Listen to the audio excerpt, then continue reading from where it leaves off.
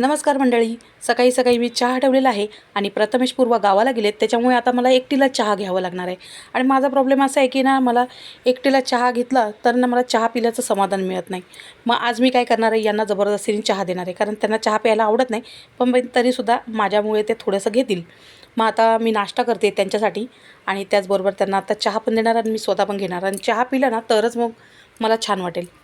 तर असं झालं की ना, परवा मी तुमच्याबरोबर ना प्लांट, हे मी जे मनी प्लांट लावलं आहे ना, ते तुमच्याबरोबर शेअर केलं होतं. पण ना, मी यूट्यूबवरून एक व्हिडिओ बघितली होती की त्याच्यामध्ये ना, कोणती पण आपली जी टॅबलेट आहेत ना, क्रोसिन वगैरे, ती ना पाण्यात विरघळवायची आणि ते टाकायची. पण तसं तुम्ही करू नका. मी तशी चूक केली आणि ना पूर्ण झाडं आहेत ना ती कोमजलेत. बिचारी मरायला नको. मला खूप काळजी वाटते त्याची.